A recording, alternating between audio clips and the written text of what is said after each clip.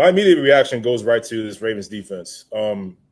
First of all, I want to give credit where credit is due. The Detroit Lions, I thought, played an excellent football game on both sides of the ball.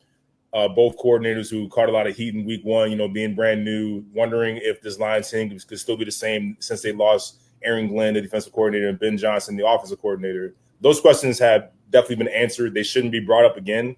This Detroit Lions team is every bit the Detroit Lions team they were with those two coordinators previously. Excellent play calling, very creative play calling, executing well on fourth down. They converted all three fourth downs, and they put up points. That was the important thing. The protection on the offensive line, which was also a question mark. The offensive line was a little reshuffled. New center. They executed really well. And defensively, they neutralized Lamar Jackson very effective and critical points of the game. There were a lot of times where Lamar could not really scramble to get free for one of his trademark Lamar plays, and they blanketed the field. They really played an umbrella style of defense, I like to call it, to really just cover everything over top. And there wasn't much going on. They somewhat contained Derrick Henry, and it led to 7 sacks. So you gotta say hats off to the Detroit Lions. But this Baltimore Ravens defense is atrocious. I know if you remember last year during the early parts of the season, the Baltimore Ravens defense was not great either. They got a whole lot better as the season waned on, and we got to the latter part of the season. Within the last 6 or 7 games, they started playing a whole lot better. But this pass rush has been non-existent. The interior defense has not been present. The Detroit Lions ran for over 200 yards between David Montgomery and Jahmyr Gibbs. For the first time in 2001, an opposing team going against the Baltimore Ravens defense in Baltimore went for 98 yards to score a touchdown twice. That hasn't happened since 2001. The Ravens fan base is used to greatness on the defensive side of the ball. They are not used to a Ravens team giving up those kind of rushing yards in a game. I understand that schematically, defense is played with schematics. It's played with a plan. It's played with certain coverages. But sometimes when it comes to running the football, to me, that's pride. I play basketball. Every team has their plan on defense.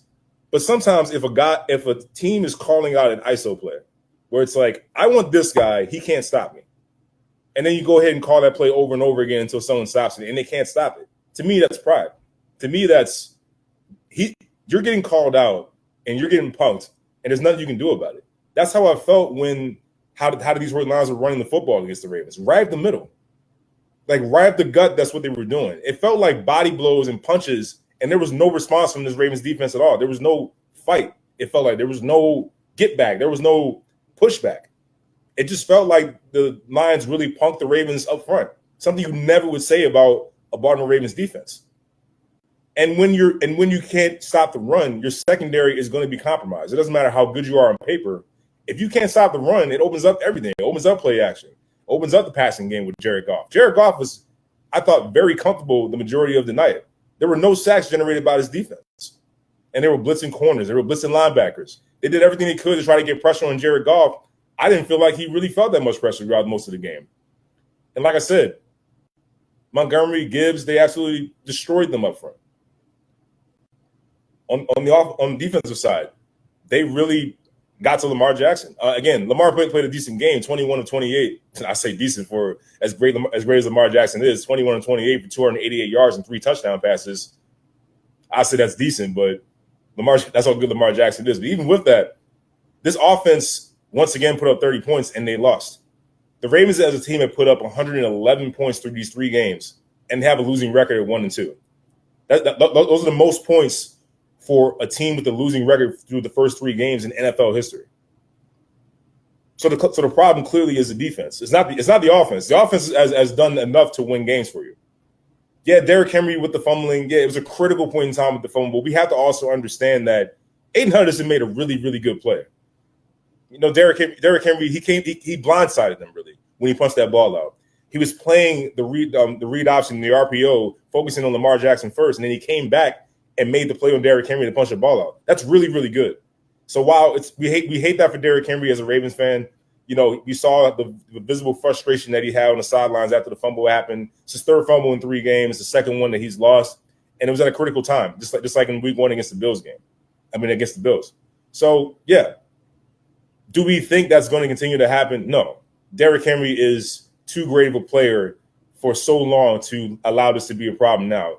I know that he's going to rectify it. I know that he's going to fix it. I'm not worried about this offense with the Ravens. That's not my problem. That's not my issue here. I think they're going to do very well. You saw Bateman get involved. You saw Zay and Mark Andrews at a throwback game. We've been waiting for Mark Andrews to kind of wake up here in the first 3 games, and I thought he really did that the other night against the Lions. So hopefully Isaiah Likely will get back and add another weapon to this offense. But I really can't stress this enough. Like, this defense has to get better under Zach Orr. Kyle Van Noy is missed. Nnamdi Madubuike is sorely missed, as we saw with the running game. We're not sure when either of those guys are going to be back. We're talking about a hamstring with Kyle Van Noy and a neck injury with Nnamdi Madubuike. So it's a pretty significant injuries here. So tradition says that John Harbaugh and the defensive staff will figure this part out. They will begin to get better as the season goes on.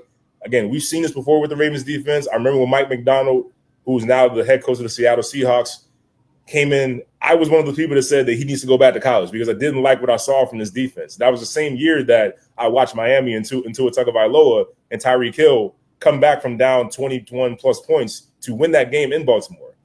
When I saw that, I was like, this defense has been atrocious. And they were for, again, a huge part of the early part of the season. But as the season got on, they started playing better. So history says, yes, as a Ravens fan, be upset. This is not where you're used to.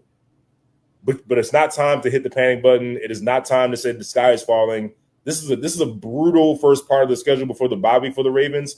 They were playing a lot of playoff teams. They just played the Buffalo Bills. You got the win against Cleveland. Was a division game. That's huge. So you already have you're already up 1-0 in the division. You just played Detroit Lions. You got the LA Rams coming down the pipe. You got the Kansas City Chiefs coming next week. Ravens have to turn the page here. Everything that happened. Flush it. Watch the film. Get better. And get ready for Kansas City coming up next week.